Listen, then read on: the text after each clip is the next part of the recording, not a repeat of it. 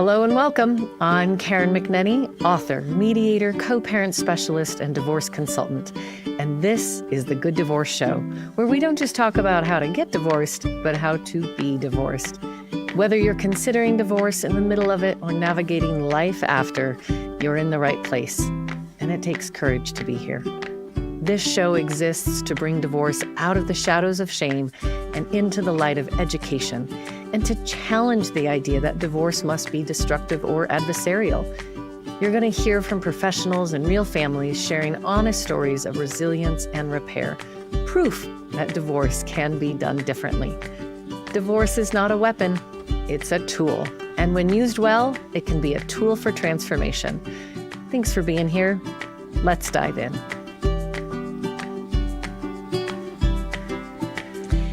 Have you wondered what life could look like on the other side of divorce? How you're going to bring a new partner into your family? How you might blend teenagers living in the same home who don't share the same parents? How your marriage can transform into a long-term divorce relationship and then transform again into a co-parenting relationship? All of these are questions that I have on my mind. And today I have a very special guest who is going to help us answer some of those questions. Melissa Stevenson is a writer whose essays about solo parenting have appeared in publications including The Washington Post, The Rumpus, and Ms. Magazine. Her memoir, Driven, was released by HMH in 2018. It was longlisted for the Chautauqua Book Prize and won the 2020 Indiana Emerging Author Award. Though born and raised in Indiana, Melissa decided that she would relocate with her kids to their father's hometown of Missoula, Montana, back in 2011, just before they decided to get divorced. Now, the great surprise of her divorce is that her kid's dad moved out of state for 9 years. And in 2020, just before the pandemic, her ex-husband moved back to Missoula and still lives here. They are in the same town. In 2021, Melissa met her current partner, Paul, and she and Paul and their 3 kids have done the very challenging and rewarding journey of cohabitating and becoming a blended family. And the father of her children still live in Missoula as well. Please welcome to the show, single mama, mama warrior, new partner, ex-wife, and author, Melissa Stevenson. Hi, Karen. Those are some great titles there. Thanks for having me. And probably more as well.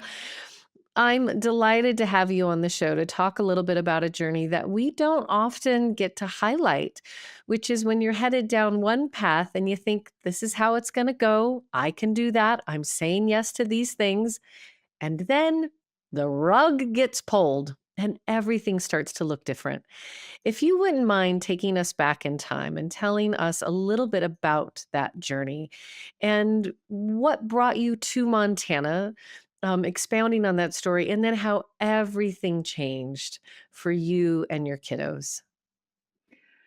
Sure. I will try to give the shortest, simplest version of that story. And let's see, my kid's dad, that's how I tend to refer to him, my kid's dad and I like your first husband, I'll use that as well. Um, he and I had been together for probably about 13 years when we landed back in Missoula and then decided to divorce. And we landed in Missoula, which is where we had met after about a decade away, mostly in Texas. The kids were born. We always knew we wanted to get back to Missoula. We thought that would be through great success and wonderful circumstances. But we actually ended up back in Missoula after kind of never recovering from like the 2008 economic crash. And we left the home that we knew with a not yet 1-year old, almost 4-year old in 2010. And then we were what I consider almost homeless, if that's a thing, for about 2 years before landing back in Missoula. And what that meant is I took a writer's residency in a place that offered us housing. Then we stayed with some family in Indiana. And then we came back to Missoula, where he had family as well. Stayed with them for a little bit, sublet a house for the summer, and then finally settled into this large family home near the university that we rented from family. And a few months after that is when things changed and we decided to Yeah. divorce. And when you arrived in Missoula, because we talk about on the Good Divorce Show that people are in different stages of that decision making. And there are those who have seen the train coming into the station, got on the train is long gone. They've been packing their psychological parachute for years. Someone else who suddenly shows up and like, "What? Train? Train station? I had no idea." Was the move to Missoula a save the marriage move? Was one of you further down that road? How did the decision making on top of such a significant move and transition already present in the family come about? Whatever Yeah. you're comfortable sharing of that precious private part of your life. Yeah, that's all pretty clear to me. I was the former of the types of people you mentioned. I had packed my emotional parachute years ago, and had first suggested divorce, I think, a decade prior, long before we ever had kids. And yet, this person was my best friend, and he seemed very enthusiastic. And I think I just really needed to try everything, and especially once we had kids. And also, sometimes you can't afford a divorce. You know, when you're hopping from place to place together, that concern kind of takes a back burner. But it was important to me that we make that decision together. Mm. And so we landed back in Missoula. I was more focused on getting the kids in school and settling into the community, making connections again. I didn't really have any friends here or any family of my own, but the kid's dad was offered a writing residency on the East Coast for the fall, and he accepted that. And at that point, I kind of said, "Well, I guess I'll experience what it's like to parent solo." And by the time he came back to visit a few months later at Thanksgiving, it was the first time he had suggested divorce. And I said, "Yes, I agree." Mm. We kind of both had our space for the first time in a while to see what that was like living apart. So, of course, the great surprise rolled out later. I didn't know he would be leaving his hometown. I thought that being back in Missoula was something that might help things. So that Yeah. was sort of the part that was a big surprise. But the decision to divorce, we finally both saw eye to eye on, and Mhm. that was important. Do you remember the conversation you had with your children? I do. Um, I did it solo Was because that by design? Or it just no, shook out that way? because of a lack of availability of the other parent. Mhm. So while he had visited over Thanksgiving and we had decided to divorce, then we went through these periods of him leaving again indefinitely. There was never any clear schedule for a while. It took about a year before I realized, oh, this person is renting a home in another state now. So I guess that's the deal. Um, but he was still absent as that was rolling out. It was just supposedly on a temporary basis. And luckily, I had had a wonderful support group as a mother when I was raising small children in Austin, Texas. And to date myself, this was a Yahoo group called Austin Mamas. And I met fantastic people because I moved back to Austin, Texas when my son was 5 weeks old. And all my other friends were graduate students without kids. So I was able to plug into this huge mama community. So when I found out that we were getting divorced, and it was a mutual decision, but the surprise was that he finally said, "Yes, I think we should get divorced." And so when I realized that was gonna happen, I went to my online mama group, which is all confidential, and said, "Here's what's happening. Um, I'm alone, for, indefinitely. I How do I do this? I don't know how to do this." And they offered lots of wisdom, but they also put me in touch with a woman I was familiar with who does, I think, kind of what you do, Karen.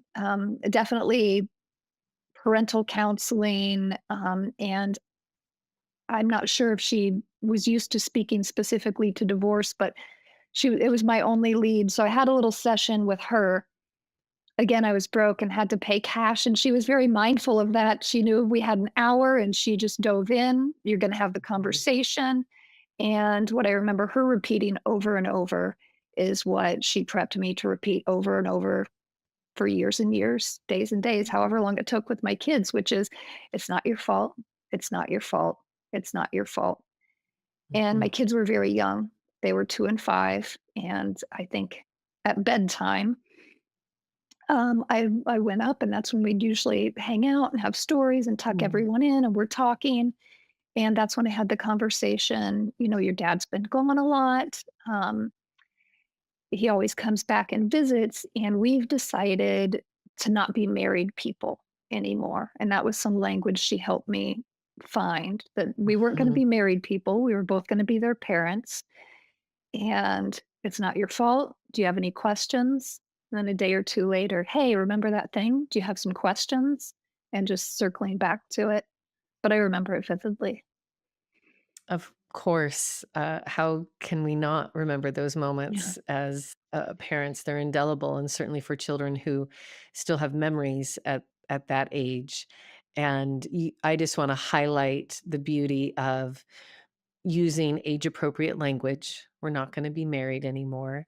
That the kids don't need the whole story, meeting them where they're at in their age, and that it's not a one and done conversation. yeah, It's something we continue to have and to check in. You know, h- how's life in two homes for those of us that have kids transitioning? yeah, Um, how are you doing emotionally? Are we having enough contact with other parent? What do you need more of, less of? And that, here in the Good Divorce Experience, we often say children have a voice, they don't have a vote. We don't mhm, put them in the voting making chair of responsibility of grown up things, but we listen to their voice. Do yeah. either of your children talk about those early years or do they have a memory of that moment? Your 5-year-old? I don't know if he does have a memory of that Yeah. moment. Um, we haven't talked about those early days and the divorce element really specifically. What we do talk about is, the quest to find, what came next, which is the quest to find our own home, Mm. and, building that kind of nest, and them visiting their father, uh, but I don't know what his memories Yeah. of that change are. How old are those kids today? My son is just about to turn 19 in his first year of college. He Yeah. went away for college, and my daughter is just about to turn 16 and a sophomore in high school. Yeah, so that gives us some perspective. You've been living in this story for more than a decade. And your Yeah, kids, as we say in our household, same, they were 5 and 7. They're now 18 and 20. So we've gone from kindergarten to college. yeah. Um, but in my story, I'm a single parent household. I have not been a single parent because their father lives 6 blocks apart and have shared the load and the Mhm. time. Is that what you thought was going to be on the horizon for you when you all were saying yes to divorce, that you would be in Missoula as a 2 household family? Yes. The short answer is yes. Yes. And I guess we had moved so much, and it didn't occur to me that we would move away from Missoula again. We'd fought so hard to get back here, and it didn't occur to me that just stepping out of your kids' lives like that was an option or would be an option. Mhm. Um, it's one of those, oh, I didn't it didn't even register with me, that that would happen. Having said that, I kind of think about it like my first pregnancy, where I thought so much about the birth and the preparation and how to just get the child into the world. And only once the child was in the world did I sit down and go, "Oh, I really could have thought a little bit more about the whole parenting part." Yes. Same, same. What to expect when we're expecting, and Yes. now, "Oh, wait, I didn't do any reading about how to take care of a newborn or a toddler or a teenager." There's Yeah. this whole other, right? So you come through the divorce, and here we have a father who made some significant choices that pulled him professionally, personally away from the family. And what was the result of that? What did it actually look like? Because there's probably someone listening today who does find themselves in a very focused single parent arrangement. And not that that other parent doesn't exist, they're Yeah. just not actively present in the parenting activities of day to day. So what did it look like from your standpoint as that mama? Yeah, there's a there's a line that I've pulled, and I don't have it exactly, but it's from the beautiful book Braiding Sweetgrass, and the line is something, she's the author makes one brief reference to, her kid's dad, and throughout the book, it's just her and her children. There's just it leaves you wondering what the story is, and there's just one line in there that so, eloquently accounts for the father's absence, and it says something like, he had decided that having children was too much responsibility, so he left that responsibility to me. And I mention that because what it Mhm. looked like is never having a break, never having every other weekend off. The lives that the few divorced people I knew were living were not like my life. And so all the resources that had been strained within the marriage were now um, also very short in my household with the kids. It was also, hilarious and lovely and warm. And, you think of those small babies now, and I just, at any time they could just come up and be in my bed with me. And now we're eating Cheerios in bed and we're watching PBS on the little TV we had. Lots of sweet memories too. But when you have so much of one thing without any break or time to sort of recover as a human, it is a lot of responsibility. So, good luck dating. Mhm. Good luck even figuring out how to work a full time job in office at the time, which is the common kind of work at that point in time. Um, and being able to get your kids when they're out of school. They weren't even both in school. So, trying to parent and provide and somehow fill both parental roles as much as possible. It was just, It's it a wasn't possible lot. to do all of that. Yeah. Oh, Melissa, it just sounds really heavy. And I know there's other parents listening who find themselves in that situation. I'm wondering how you navigated a parenting plan, at least initially wondering, is he going to move back? Is he gone for real? Yeah. I don't know. What was the journey? Because the parenting plan is always central to this Mhm. divorce process when there's kiddos involved. Yes. I wish I had a great story about this, but I do remember, I'm not sure if it's in our final parenting plan. Um, it might be, but the parenting plan, other than the details, which we sorted out agreeably, I did all of our divorce paperwork. We did use a mediator to iron out some final kinks, but we handled that all ourselves. We aren't generally high conflict people, and that really worked in our favor. But the written part of the parenting plan at one point, since I did not know his schedule, was just that the kid's dad is encouraged to parent whenever he is able. And that was it. That was the entirety of it. I didn't have many specifics. We still divvied up the holidays, but it was always the caveat, these are mine and these are his if he is available.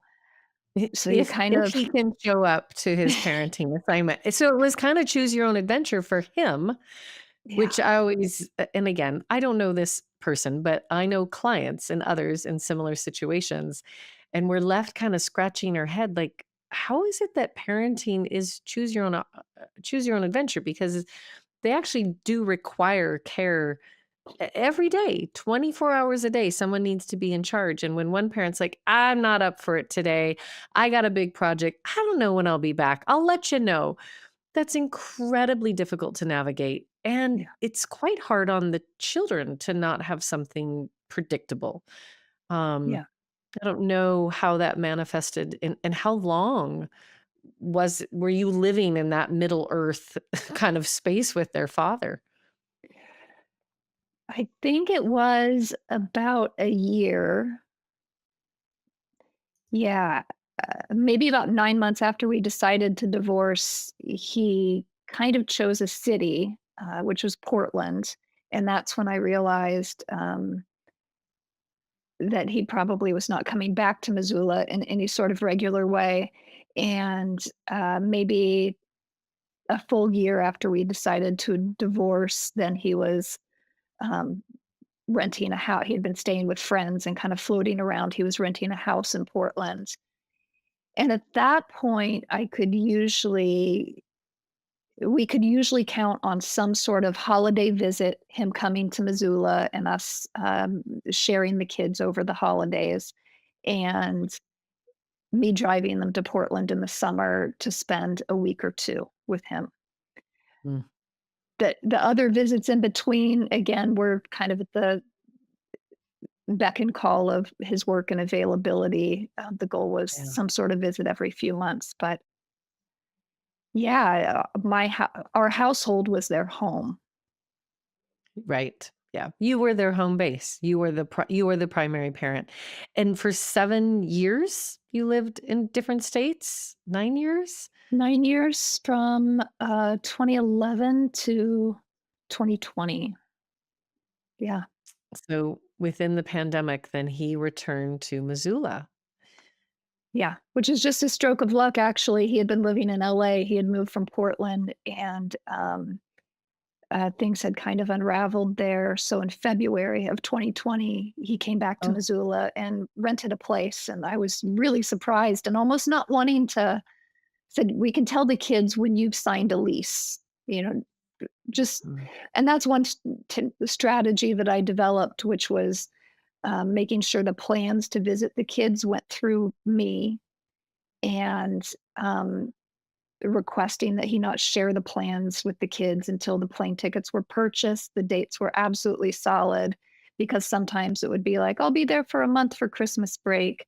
Actually, it's looking like 2 weeks. Actually, it's gonna be a few days. So just to try to keep that consistency. Um, and it so sounds like you yeah. were really trying to frame the expectation for the kids so there weren't big disappointments. Yes. So, all planning through mom, and we're not gonna say a thing is gonna happen until we know the thing is gonna happen, which might even mean not alerting the kids until a day or 2 beforehand because things could shift. I know other families that are navigating this, and as much as it sounds like, "Oh, I can I can imagine someone like, oh, she's gatekeeping or she's keeping Yeah. our children from," and I would say in these circumstances, that's not at all. You're protecting your children. And we talk about attachment style and whether that's with somebody new in our life or even that primary parent or the absent parent and they're coming and going. And when a child continues to live in disappointment of a thing's going to happen, they're going to come here, I'm so excited, and then it doesn't, Yeah. then, the two extremes are either that child's heart hardens, I'm never going to get excited because they'll never show up. And that can echo into our young adult life and our future relationships, or that anxious attachment of where are they? I don't know. I don't trust. I got to keep right. And then you become a crazy stalker in your 30s and you never trust anything. I jest, but what is Yeah. important to know is that these things they do matter. And what might feel really easy peasy for an adult, like I'd be there, I don't know, it'll come. I got work, I got things. For a child, their world is very black and white. They don't live in that same arena. And when they set their heart, especially with a parent, of expectation and then that disappointment, and I don't know if that had become a pattern until you finally intervened and said, no more of that. I'm going to protect the planning. Yeah.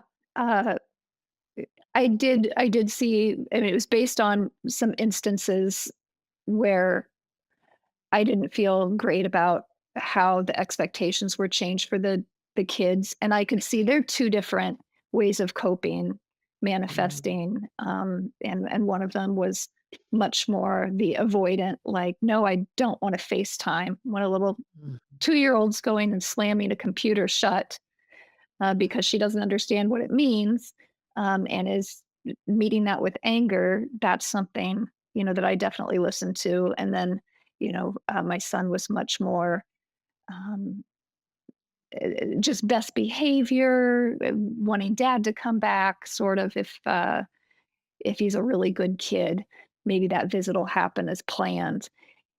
And we didn't have any experience really in the creative gig industry that their dad was working in, not to justify, but he was working in advertising, and they'd, go to different states on shoots, and you didn't know if your commercial was gonna get taken, and then you'd be gone for a while. That's fine. Let's just not make promises. And Right. and so that's where it's like, let's have the planning. Let me know what you're thinking. Always, yes, we're gonna be here, and of course you can see them or they can come to you, whatever you want. But let's put it on the calendar with fingers crossed, and they just don't. I'd Mhm. rather it be a wonderful surprise than something where they're counting days and then it falls through. So true. So 13 years later, here we are chatting about the genesis moment of this divorce. How has it changed over time? You in the end hosted birthdays and graduations together. You both have been present. He did move back to Montana. Everyone had to adjust. Can you give us a flash forward in contrast to the flashback and where the hope is for other people to think about where you begin is not necessarily where you end? Oh yeah. Uh yeah, it's unique. My relationship with the kid's dad is unlike any relationship in my life. This is someone that I've known for 30 years now, and that's valuable to me. Um, Even when things don't pan out the way we expect, even um, yeah, regardless of what happens, that's valuable to me. And the fact that the kids can directly reckon with him and have their own relationship with him, I found gratitude for that. It is different than having a parent who just left or has passed away. He's there. They can form their connection with him directly. Um, but I will say, somehow, throughout all of that, we often did birthdays and holidays together whenever a situation would arise where he was in town, and that was possible. Sometimes they were simple and easy, and sometimes they were simple and easy for the kids, and maybe we were taking deep breaths behind closed doors, just depending on where we were at in that timeline. Um, but when he moved back over the pandemic, we were all part of the same bubble as well. So I think some connection and some healing happened there. And for a couple years there, yeah, we were doing Thanksgivings, Christmases, all the birthdays together, just because we were in that tight little bubble. And Oh, in the past, interesting. yeah, in the past year or so, we've had shared birthdays for the kids where my current partner and his son are present too. And I think it was my son's girlfriend who, about a week after my son's 18th birthday, she was like, I was verklempt over watching how you all do birthdays. I didn't know something like that was possible. Mm. And it was just beautiful. And she comes from her parents are married. They're wonderful. So we all have these ideas about divorced families. And I really love that she, without knowing anything other than the broad strokes of the backstory or even knowing any of us very well, when a stranger can see a moment and see all these people surrounding a kid with love, it's still a win, even if there were a lot of bumps along the Oh, way. that is so beautiful, and I just have to ask before we go into our break, what's your secret sauce? Because it would be hard to find your way to forgiveness, to find your way to a place of grace and welcoming.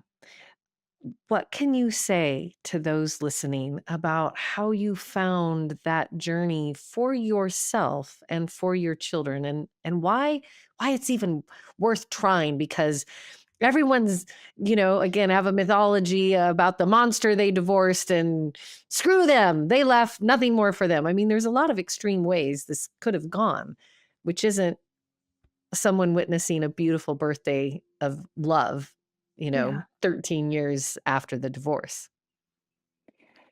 What guided me and is really important to me, it was important to me then, it's important to me in hindsight, but when all this was happening, um, I've been through a crisis or two, and I'm fairly good in a crisis. Most of us tend to step it up. And the image that came to me when all these random pieces fell into place, I'm getting divorced.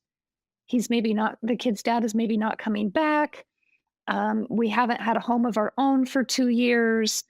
I'm in this community with no friends or, family of my own. There was some paternal family. What am I going to do?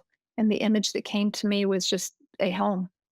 Mm, Every single step we take, as hard as it is, housing is a huge issue, is a huge hurdle for so many people. It already was for us then, and it's even worse now. But I fixated on finding us a home. And it took until January 1st of 2013, so about a year and 3 months. But that day, we got the keys to our house, which was 2 blocks from their new elementary school.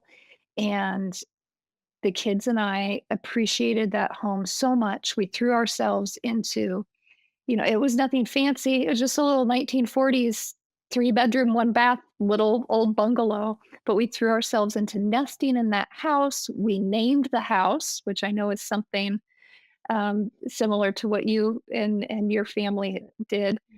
Um, and then I really focused on making friends, building mm, community. As an introvert, that was difficult, but when I was doing it for my kids, I could step out of my comfort zone. So my image was a bubble with this beautiful, safe house in the middle because I realized so much was out of our control. I try to build this bubble of everything that I could control for the kids and for myself. mm. That is a mighty warrior journey. We are chatting today with Melissa Stevenson in Montana, published author, solo mama, now blended home mama. We're going to come back from the break and ask Melissa, so what's better because of your divorce? Stay Mm. tuned. If this conversation is resonating, there are tools to help you put it into practice. Grab my book, The Good Divorce: How to End Your Marriage Without Ending Your Family. It offers clear guidance for navigating divorce with intention and care, especially when kids are involved. And for ongoing support and education, you can join me at the Good Divorce Academy, which is my online community and classroom. And if you'd like to work with me directly, you're going to find more information at thegooddivorcecoach.com. Welcome back to the Good Divorce Show. I am Karen McNinney, your Good Divorce Coach, and I just want to celebrate you for taking time in your day and your life to listen, to learn, to become educated, to find hope in your own journey of divorce. And today, our source of hope is Melissa Stevenson. She is a writer whose essays about solo parenting have appeared in numerous publications. She has a published book that came out in 2018, her memoir, Driven. And she's also currently writing on a new project about her journey of single motherhood. Welcome back to the show, Melissa. Thanks, Karen. You were just talking about this house that you found, this home that you were going to create for you and your kids, and to know that that was going to establish a sense of security and dependability. And we know that those are some of the most important things that kids, whether you're in an intact family in one home or living across two homes, or you've got a single parent, it's can we create consistency, predictability, dependability? What did that look like at this home that you found for your kids? And how do they reflect on their time in that home? They love to talk about our time. at the house on 13th Street, which they named headquarters. We named headquarters. I'm not sure where it came from, but it was a great, little inside joke, like, "I'll meet you back at headquarters," as if they Agree. were traveling without me, but and, it made sense because they might visit their father elsewhere, but, our home was their one home, Mhm. and headquarters was it. Um, it looked like all the normal things that most people might want from their childhood, which is first thing we did was built a little fence, to and then adopted a problematic little rescue dog, The to house is guard our little complete. home. Yes, definitely.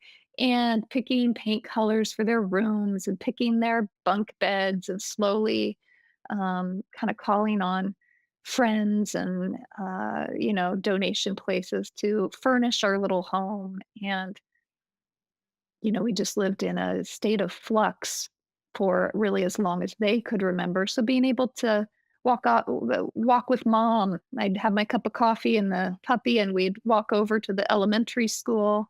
I'd walk them back, put their art up on the walls. Um, Getting used to everything that would bloom in the yard, from the giant crabapple tree to all the bulbs and annuals, and then planting new Mm. things together. Mm. And so now when they'll reflect back on that house, it's interesting to me. Instead of, I'm sure they have their own stories, and I'm sure they will reckon with their childhood as we all do. Um, but they, instead of telling stories of maybe being from a divorced family or something that signifies a broken home, they just love recreating in memory every detail, everything that happened in that house. It can be anything that comes up from, um, remember the time all your friends were over and we decided to let the guinea pigs swim in the bathroom, and they'll just go from there and recreate the whole story. So Oh, that's I mean, how great. I never saw yeah. that coming, that, there would be this unexpected change of divorce, and yet they would still have this childhood home and experience that they loved so much. And is special, and those memories are archived. Now you're speaking about the house on 13th in the past Yeah. tense. So what has changed? And walk us down the story of the 13th house, the house on 13th Street, and, what became of it and where you all are living now. Yeah. So we did stay in the house on 13th for a decade, which, of course, in the scope of my kid's life, is a huge chunk of time. It's Yeah. their childhood. In 2021, about this time of year, I met my current partner, who uh, was a single dad as well, and very, very close to my situation. Had his son was with him almost all the time. Um, Paul has 3 children, and 2 are grown and living in Missoula, and his youngest is my daughter's age. And so we met and took it as slowly as we could, introduced one another to the other families, as gently as we could. But eventually, one of the difficult things when you do have, we don't call it custody in Montana, but when your children do live only with you, and you're dating someone whose children live only with them, is it's really hard to date or have space for that relationship for very long, Right. outside of the family bubble. Yeah, the kids So were in residence with you. They're in residence with you, and Paul had his kids in residence with yeah, him. And this idea of we're gonna start a relationship and not include our children at first, which is the best practice, yeah. right? We don't want a swinging door of relationships coming and going. But how do you carve out that time? Were there lunchtime rendezvous for months on end? No. I wish. I had just started a full-time corporate job, which was new for me, so I didn't have the same flexibility I did as a freelance writer, and he worked a full-time corporate job as well. We found one day of the week, Tuesdays, and luckily my kid's dad lived in town, as we've talked about by then. And one thing he's always been great about, if I'm really specific and I say, "Hey, um, how about the kids have dinner with you every Tuesday and you don't bring them home till 10 p.m." He is on it. Absolutely. Give an assignment that's in his comfort zone of, I like to cook dinner for the kids and take them out to a movie. Absolutely. He'll do that. And Tuesdays, that was the night that Paul's son was with his mom. And so we did most of our dating on Tuesdays. And then our kids were a little older, had sports and activities. So it would be trying to carve out weekend days. And sometimes it would just be little things like, "Hey, it's Saturday. Are your kids occupied? Because I think that I'm gonna go buy, a grill off Craigslist. Do you wanna ride along?" "Yep." Yeah. And that would be our date, going to get a grill off Craigslist, and yeah. Beautiful. So, catch us up. You sold the 13th Street house, Yeah, and you and and Paul mhm. share a home and this blended family. And I've heard it said it's one of the most challenging relationships. It takes a whole nother level of intention and thoughtfulness. Give us an Yes. insight. Yeah, about a year later, we both owned homes. He had owned his home for 20 years. I'd owned my home for 10 years. And so it makes me tired to think about now, but with the excitement and blessing of the kids, we did the hard work of selling those two homes and buying our sort of, we jokingly say, Brady Bunch home, where everybody would have their shared Oh, you space sold both together. homes hmm and And then actually, we recreated a home together. That's beautiful. one thing that was really important to us, I don't come from a background, I have no experience in my family background with divorce or blended families at all. Uh, Paul did have some experience there and maybe learned a little bit about what not to do. And from his experience and talking about that, we felt it was really important because we had the resources to do it. Not everybody would have the resources to have the kids pick the house with us, to even talk really overtly about, we know you like this house, but do you feel that the rooms are fair? Would everybody have a room that Mm. they like, or would someone like get the short end of the stick? Well, we don't need that house. Nobody wants to sleep in the Harry Potter room. Let's keep looking. Uh, so finally, Fascinating. yeah, we wanted it to be really equitable. We wanted it to be neutral territory, and we wanted to, much like the kids and I had done with 13th, be able to kind of build it from the, at least build the warmth and the look of it together and make those Together. decisions Yeah. together. And everyone got to have their fingerprints, and it wasn't you and your kids moving into his house or vice Yes. versa. You had this new family home. And you're right, not everyone has the opportunity and the resources to do that. But what a beautiful ritual. Did it work? How's the fairness factor going? How is life in the new house? And what The more only specifically, Melissa, like again, what advice, what have you learned? What surprised you? What maybe would you have done differently? Yeah.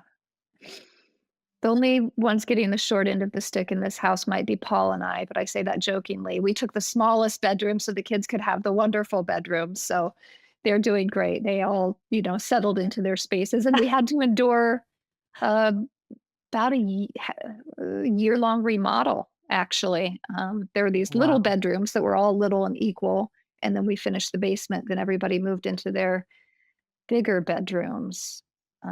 Things that I noticed. Uh, I do think there's a tendency in any kind of relationship, blended family relationships, new sibling relationships, romantic relationships, for there to be a bit of a honeymoon period. Mm. So I would say, watch out for that. Like if you feel super lucky and everything's just great at the beginning, just know you don't move into any new thing without people having grief for some of what they left behind. Mm. And Mhm. that's natural and good, right? My kids, And I have wonderful memories, even though there were challenges of it being just the 3 of us. I'm sure my partner's son and he have equally wonderful memories of when it was just the 2 of them, tooling around and even leaving 13th, the kids were distracted by the new house, but then we get settled in and they kind of, "Oh, our old house was, closer to downtown, and I wonder if that crabapple tree is blooming this year." So there's always grief over what we're leaving behind, even while we're having positive feelings toward what we're growing as well. Um, I think that's really insightful, and to recognize that where we begin is not where we end, right? That seems to be this theme. And how long have you been in one house together now? we just passed 3 years in this house. Okay. Yeah, And you're starting to shed the next layer of teenagers. As you said, your son's off to college and the next round is on their way towards graduation. And then there will be another reinvention for yeah, you and Paul yeah, without children in the house. yeah. Potentially, eventually. We never know exactly when that's gonna happen. No. These boomerang kids that come and go. Yeah. Is there something your children have shared with you about coming into a blended shared family and really these other sibling relationships, um, that you would pass on to other parents who are thinking about coming under one roof and how to really protect the best interest of your children in that process?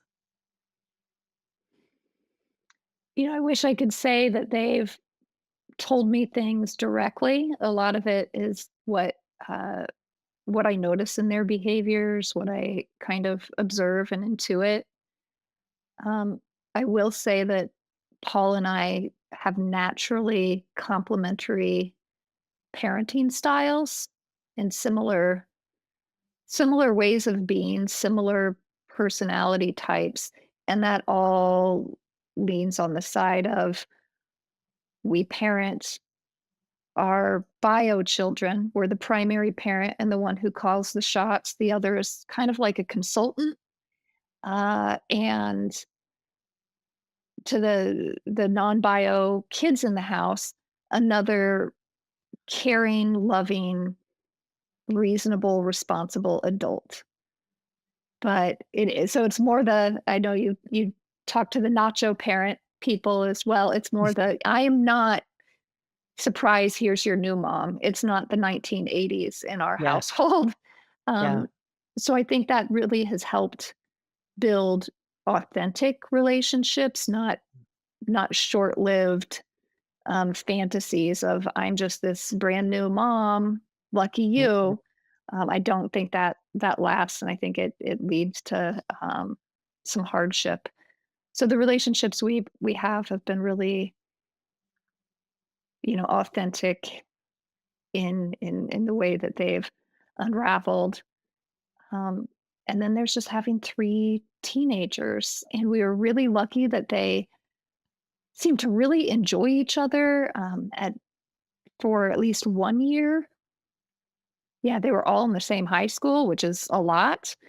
Um, but then there's ebb and flow there, it's, "Oh, Mm. now the boys are hanging out a lot because 'cause they're both doing cross country," and then, my daughter whose closest relationship on the planet is the one sibling she grew up with is feeling distanced, and how do we, um, kind of build the container for family activities where they can all be present without feeling coerced into it?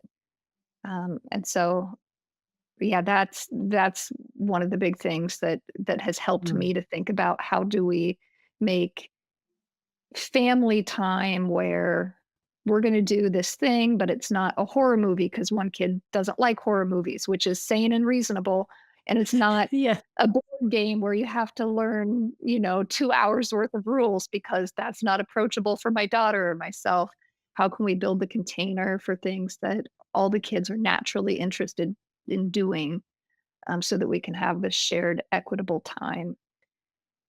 Yeah. Really thoughtful. And I so appreciate this idea of I become a parent consultant.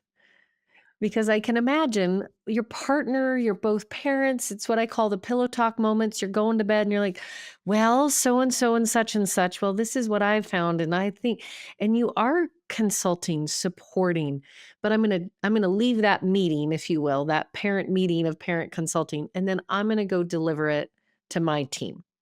And I'm the one who's gonna implement the plan, implement the consequence, develop the financial plan that you need for college, whatever it might be. It still goes back to the bio parents, but we're not gonna ignore the fact that there's another really smart, capable human, loving parent in the house.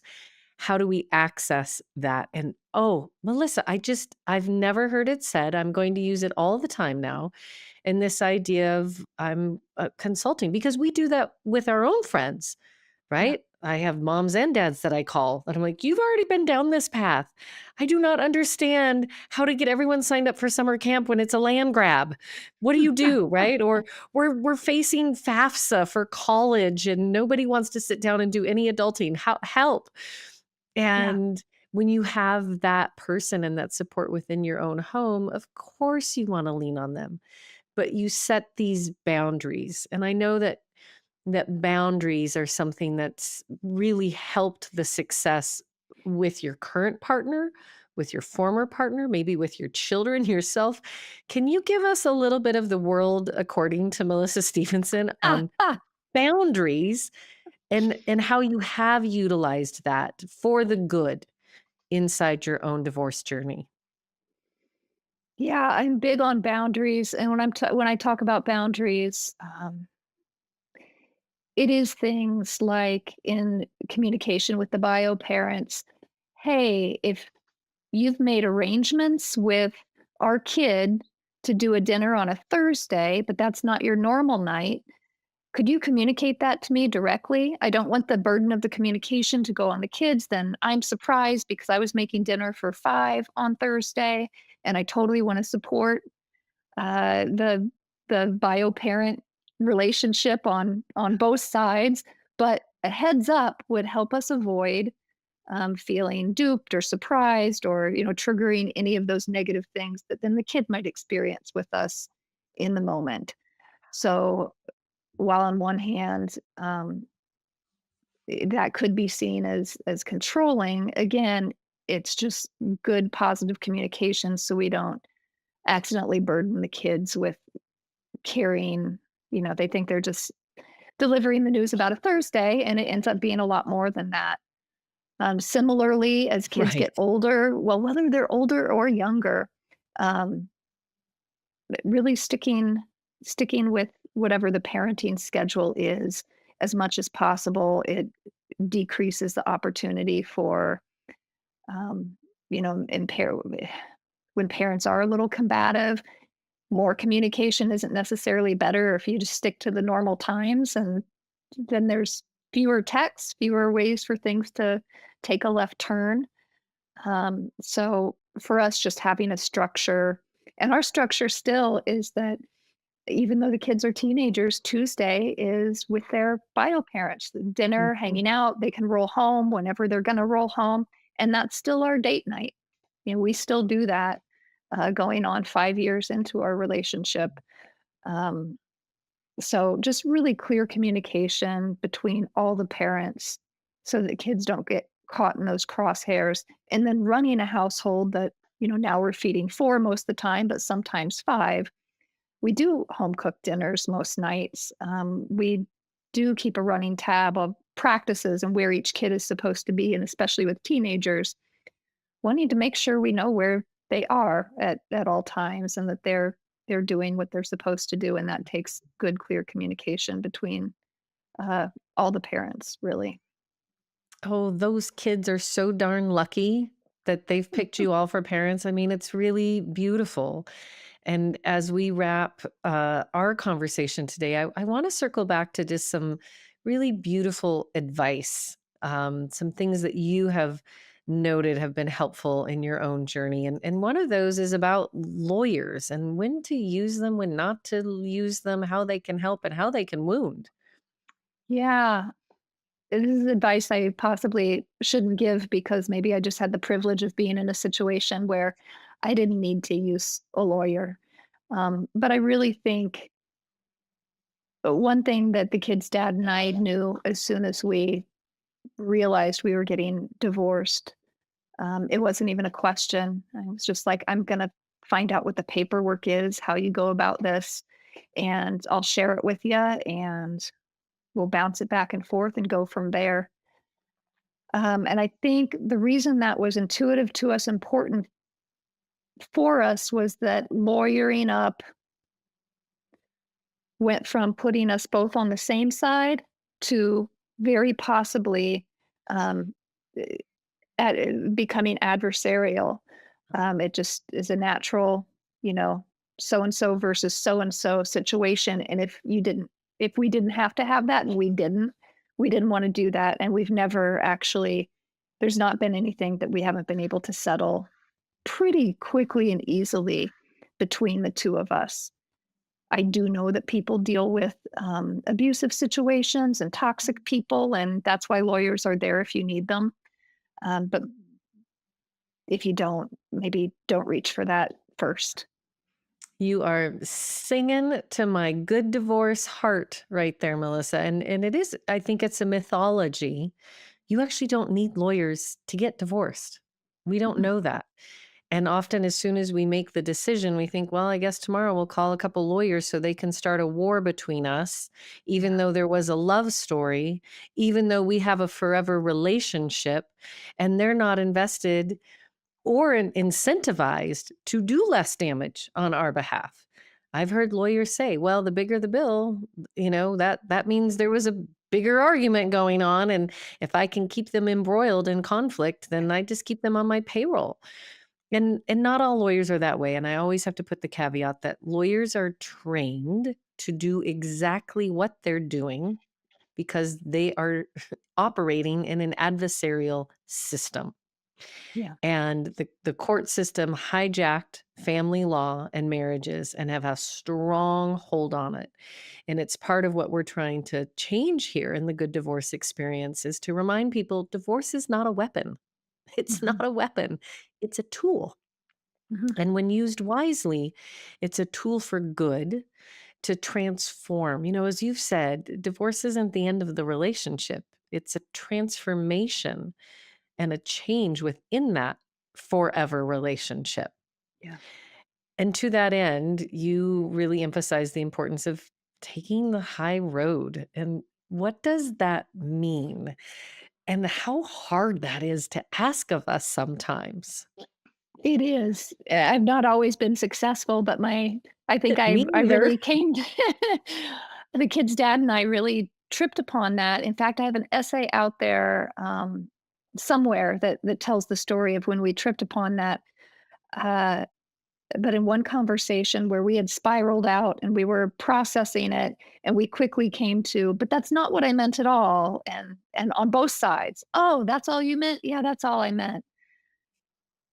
We kinda took a deep breath, and he said, "What if, just as a practice, every time something happens that pings us, that triggers us, or that we don't understand, we try taking a moment to imagine what is the best possible motivation for this person to have done that? What is the most generous possible scenario? Did someone do XYZ because they were scared and tired, or excited and newly in love, or what's the best possible scenario?" And imagine that, and then we'll talk, instead of the reactive, like, "Oh, this person's trying to do X, Y, and Z to me. It's clearly personal. They're getting my goat. I'm Mhm. gonna shoot off a text to let them know I know what's going on." But just that pause, pull back.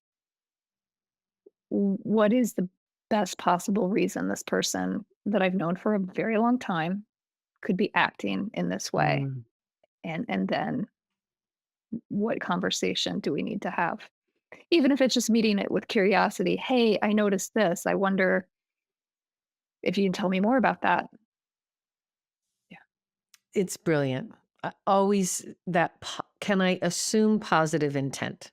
yeah, And when there's been heartache and betrayal and we've come through divorce, especially those highly contentious, litigated, lawyer involved divorces, they want you to see the Mhm. worst in your spouse. They want you to see the problems and stir that up and create the lines in the sand. And really, most of us are just normal neurotics who need to get unmarried.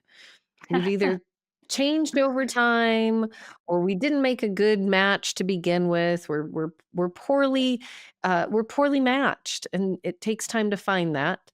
And maybe we were well matched in our early 20s, but now we're in our mid 30s and we're seeing that who we've become is not bringing out the best in us, and our kids are living in that environment. And on the other side of it, to have really, I'm going to call it maturity because that's what it is. And I often tell my clients, hey, you're the grown up. So please act like a grown up. Be grown up about it and what that Yeah. means, which is not the petty, the digging, the all I'm going to do is complain. Like, I know you don't like it. What's your request? What would you Mhm. like of your partner to do differently? Rather than just moan about what they're doing, make a generous request. And this phrase, I wonder what was going on for them in that moment. I wonder what else is in the story. I wonder when my kid told me this thing, is that actually right? Doing some Yeah. verification. And Mhm. going back to your co-parent, hey, little junior today mentioned the 12 puppies you're about to adopt, which is surprising to me because you said you would never be able to help with our family dog. Now, they might be telling a story that is wildly inaccurate, but I should maybe just do a little verification and connect the dots. And Yeah. starting from that place of curiosity is very different than leaping into criticism right out of the gate. Instead of just going on with the complaining, can you make a request? Yeah, I love that point, uh, because in some sense, when I got divorced, I felt I would escape my resentment. Like I built up all these resentments during marriage, and then, oh, I'm getting divorced. Well, I've cut those ties. No need for resentment. But that's another example of the relationship doesn't end, it just changes. And you're still going to carry resentment unless you can just be clear and direct about that. So instead of the complaining and carrying around the resentment, what about the conversation where you just say, "Hey, um, how about the kids have dinner with you every Tuesday and you hang out with them till 10?" "Oh, great." Not that it's always that easy, but a clear, direct request about, and I like your language, the way you'd like things to be, instead of really falling into the rut of complaining about how they are and that how that doesn't suit you. And some things might not be changeable. I didn't have a co-parent in town for many years, and I understood that was a that was a parameter I had to work with, but within that still being clear and direct about how you would like things to be, why not try that first?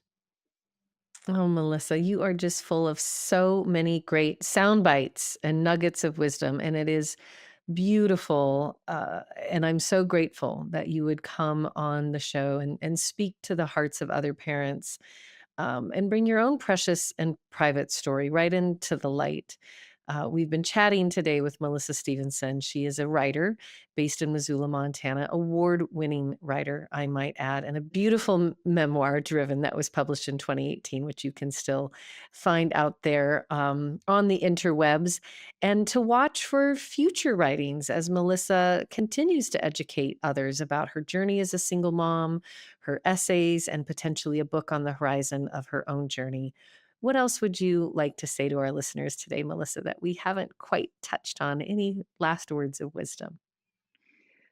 Not to be too cliche, but it does get better for anyone who's having a terrible, horrible, no good, very bad day, and you think you might never get enough sleep or whatever it might be. Um, Things pass, things change, and it will get better.